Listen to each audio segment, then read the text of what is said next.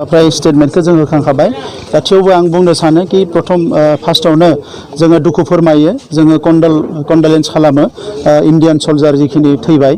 बिसोर बिथांमोननि सोरगोआरि जिउ सोलेरा सोरगोआव आलो गोजोनै थायो बिनि थाखाय जों आरज गाबो आरो नैबे समाव जोङो इन्डियान गभर्नमेन्टजों अराय सम दंफायो आरो थाफाबाय थागोन मानोना जोंनि हादोरनि थाखाय जों बयबो खौसेयै अरायबो गसंनांगोन आरो हादोरनि अलखदनि समाव जों बयबो खौसे जानानै गसंफानाया जोंनि दायित्व दा बे हिसाबै एनि क्राइसिस जोङो सिगांनिफ्रायनो गसंबोदों आरो दाबो गसंगोन जे इन्डियानि थाखाय जों अरायसम भारत हादोरनि थाखाय जों अरायसम बिनि सिकिउरिटिनि थाखाय बा एनि निड्सनि थाखाय जों अरायसम गसंफागोन आरो बे समाव कन्डेम खालामो कि चाइनिस जिथु आर्मि बिथांमोना रुल भायलेट खालामनानै इन्डियान आर्मिनि सायाव एटाक खालामदों बेखौ जों कन्डेम खालामो आरो सिकिउरिटि काउन्सिला बेयाव बेबस्था लानांगौ होननानै जोङो दाबि दैखाङो बेखौनो बुङो जे थाब खालामो गोबाव खालामो बेजों बारा खोथा गैया जे कर'ना भाइरासनि जि थासारि बियो मोजां जायोबा इलेक्सनखौ खुंनांगौ आरो बे मोजां जायाबा बेखौ नेनांगौ जों बिनिखायनो बुङो कि बिनि सायाव सोनारनानैसो डिसिसन लानांगौ इलेक्सना गाबोन जानांगौ समफोर जानांगौ होननाय खोथा गैया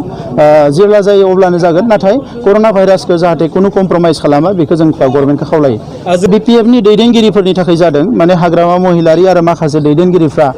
बिथांमोननि गाहाय थाखोनि दैदेनगिरिफोरखौ बारा अनसाया बा बिथांमोनखौ जि सुबुं दारा खान्थिनि मान होनांगौ बेखौ होआ दा बेनिखायनो बिथांमोना मोजां मोनाखै आरो गोबाङानो जौगानायखौ लुबैयो खामानि मावजानो लुबैयो नाथाय थांनाय 17 बोसोराव जिहेतु खामानि मावाखै जौगानायनि जेबो आखायाव लायाखै प्रजेक्ट बिनिखायनो बिथांमोना दिनै बिपिएफखौ नागारनानै गुबुन दोलोआव लोब हाबफैदों बे बिथांमोननिसो खोथा बियो रायजो राजायासो बेखौ थिग खालामगोन सोरहा 26 देरहागोन सोरहा 2-3 देरहागोन बेखौ माने रायजो राजायासो थिग खालामगोन ओंखायनो सोरबाया गणतन्त्रआव जेब्लासिम इलेक्सन रिजाल्ट ओंखारा बे बुंनो हाया कि आंहा 26 देरहागोन आंहा 30 देरहागोन ओंखायनो पिपुल्स जि मेन्डेट